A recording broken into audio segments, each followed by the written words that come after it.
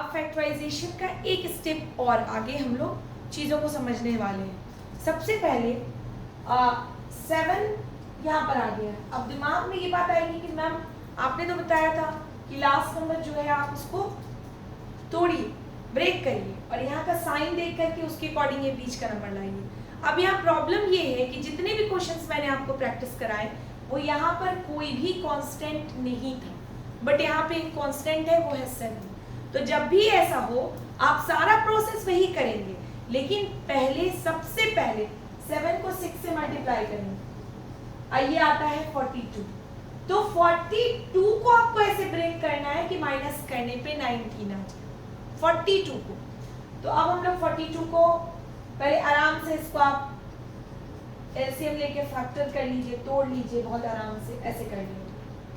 अब आप ध्यान से देखिए कि किस नंबर को हम कैसे अरेंज करेंगे कि माइनस करने पे 19 आ जाए। तो 7 3 जा 21, 21 इंटू 2 अगर करते हैं तो आता है 42 और अगर माइनस करते हैं तो आता है 19। तो काम हमारा हो गया। अब हम लोग इस चीज को फॉलो करेंगे। 7y² और उसके बाद हम लोग लिखेंगे माइनस 21y और प्लस 2y। अब बोलो, देखो इसके पिछले वाले क्वेश्चन में मैंने जो प्रैक्टिस करवाया था उसमें मैंने क्या किया था, उल्टा काम में कर रही थी। क्यों? इधर प्लस ले रही थी, इधर माइनस ले रही थी। ऐसा क्यों? आखिर ये छोटी छोटी बात सोचने वाली है।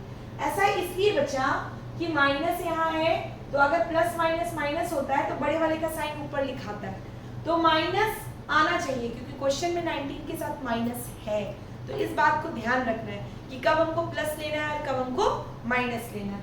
यहाँ देखेंगे बेटा 7y को हम यहाँ पे कॉमन ले रहे हैं, तो भाई इसमें क्या है, देखो आप समझने के लिए मैं आपको बता रही हूँ, क्योंकि तोड़ के अगर आप समझ पाओगे तो बहुत अच्छे से आपको क्लियर होगा। तो यहाँ पर 7 इंटू वाई है, तो हम 7y बाहर निकाल लेंगे, तो अंदर क्या बच रहा है y और माइनस 21 में अगर देखो ध्यान से तो क्या है, 7 है, 3 है इंटू y, तो y और 7 बाहर निकाल दे रहे हैं तो अंदर क्या बच रहा है 3।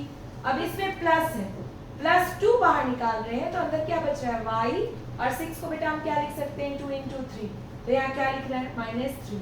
तो अब इस टर्म में y -3 है और इस टर्म में भी y -3 है, तो हम लोग क्या करेंगे बेटा y -3 को कॉमन लेंगे, तो अंदर क्या बच जाएगा 7y + 2। Any confusion? जरा भी कोई दिक्कत नहीं? चलो यहाँ बहुत ध्यान से इस चीज को देखना है। 6p² + 11p - 10 सेकेंड क्वेश्चन हम लोग करेंगे। तो वैसे ही सेम प्रोसेस अपनाओ। 6 इंटू 10 क्या आ जाएगा बच्चा हमारा 60 आ जाएगा। 60 को हम इसको पहले ब्रेक करेंगे, एलसीएम की मदद से इसका फैक्टर पता करेंगे। तो भाई हम लोग इस तरह से करेंगे, इस तरह से करेंगे, लेकिन माइनस करने पे 11 चाहिए, माइनस करने पे 11 चाहिए। साफ दिख रहा है 5 3 जा 15 और 2 2 जा 4, मल्टीप्लाई करने पे 60 आएगा और माइनस करने पे 11 आएगा। चलिए आप इसको ब्रेक करते हैं।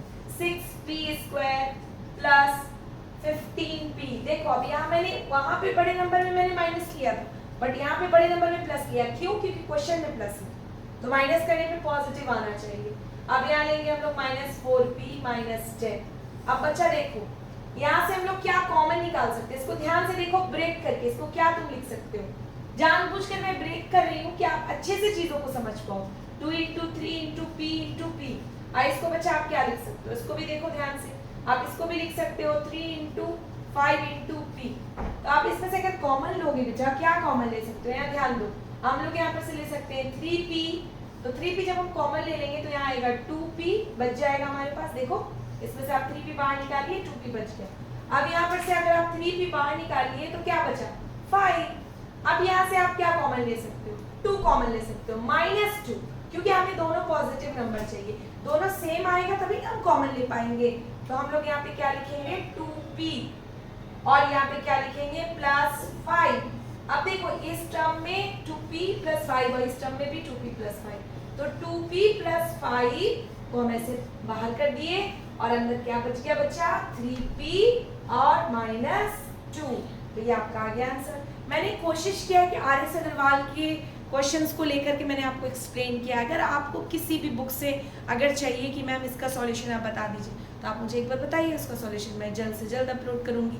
और आपको स्क्रीनशॉट लेने में या मैं आगे पीछे हो रही हूँ तो आपको बोर्ड देखने में दिक्कत आएगी, अगर मान लो आप नोट करना चाहते हो तो मैं इसका स्क्रीनशॉट लेकर आपके डिस्क्रिप्शन में इसकी इमेज डाल दूंगी ताकि आप उसको आसानी से देख पाओ। Thank you.